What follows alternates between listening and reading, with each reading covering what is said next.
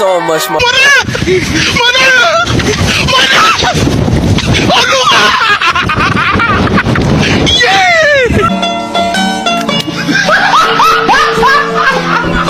Are you ready, kids? Aye, aye, Captain! I can't hear you. Aye, aye, Captain! Oh! Fucking design on right now. Break it down, bring it back, make it clap. I got 3 old thoughts, new guap, wear that thing. Bitches on my line, and you know Halo teman-teman, semuanya. Kali ini kita akan membahas materi mengenai cara mengontrol pertumbuhan mikroba. Yuk disimak.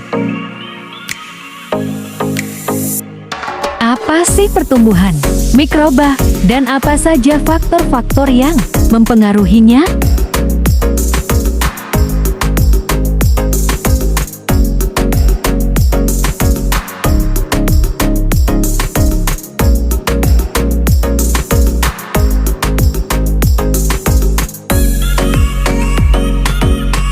Nah, pertumbuhan mikroba adalah proses di mana mikroorganisme seperti bakteri, jamur, dan virus yang berkembang biak dan dapat meningkat jumlahnya. Biasanya disebabkan adanya faktor abiotik dan biotik. Setelah kita mengetahui apa itu pertumbuhan mikroba dan faktornya, kita juga harus tahu dan mempelajari lebih dalam bagaimana cara mengontrol pertumbuhan mikroba agar tidak dapat menularkan penyakit kepada orang yang ada di sekitar kita. Pertama, menjaga kebersihan. Membersihkan permukaan dan lingkungan secara teratur akan dapat memutuskan rantai mikroba. Dimulai dari hal-hal kecil seperti mencuci tangan sebelum makan dan jangan membuang sampah sembarang. Kedua, menjaga suhu dan kelembaban. Beberapa mikroba berkembang lebih cepat pada suhu dan kelembaban tertentu. Maka dari itu, menjaga kelembaban, contohnya di steam, melakukan pemanasan agar tidak lembab. Ketiga, pengawetan makanan.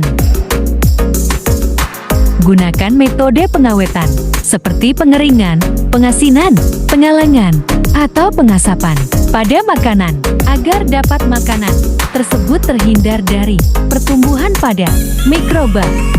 Keempat, penggunaan bahan kimia. Contohnya disinfektan yang akan membunuh dan akan menghambat pertumbuhan mikroba. Dengan disinfektan jamur, kuman, bakteri yang ada pada seseorang akan hilang. Kelima, penggunaan probiotik. Nah teman-teman, penggunaan probiotik juga dapat mengontrol pertumbuhan mikroba. Contohnya dengan cara mengonsumsi makanan yang sehat ataupun suplemen yang mengandung probiotik akan menjaga keseimbangan mikroba yang baik pada tubuh.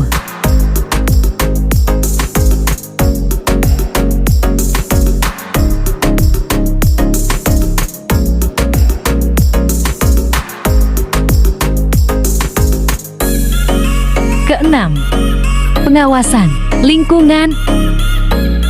Mikroba dapat menular kapan saja dan di mana saja kita berada. Jadi, pentingnya kita menghindari kontaminasi pada lingkungan dengan mikroba patogenik. Ketujuh, air bersih. Nah, teman-teman, kita tidak hanya memperhatikan lingkungan yang kotor saja, akan tetapi kita juga harus memperhatikan apakah air yang ada di rumah kita atau yang kita gunakan sudah bersih atau belum. Kedelapan, vaksinasi. Vaksinasi juga merupakan cara untuk menghambat pertumbuhan mikroba. Karena dengan vaksinasi, bakteri yang merupakan mikroba akan hilang. Karena adanya vaksinasi. Kesembilan, Penggunaan bahan pelindung. Bahan pelindung yang dimaksud adalah masker dan sarung tangan yang steril. Hal ini digunakan dan menjadi salah satu pengontrol pertumbuhan mikroba di lingkungan. Ke-10. Menghindari kontak langsung pada orang sakit. Hal ini sangat rentan pada penularan penyakit berupa mikroba. Ke-11. Menghindari hewan peliharaan. Hal ini juga merupakan salah satu cara untuk menghambat dan mengontrol pertumbuhan mikroba melalui bakteri pada hewan.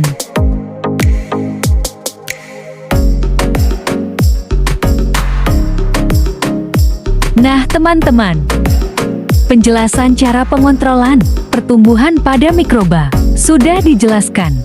Mikroba adalah organisme yang sangat kecil yang tidak dapat dilihat dengan menggunakan mata, harus menggunakan mikroskop. Namun, mikroba tidak hanya ditularkan melalui makanan yang sembarangan saja, melainkan juga dapat tertular melalui kontak langsung dengan orang yang sakit.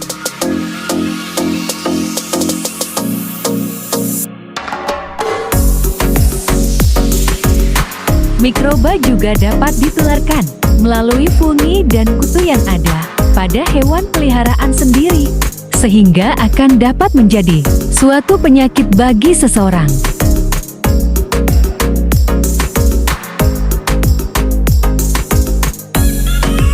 Teman-teman,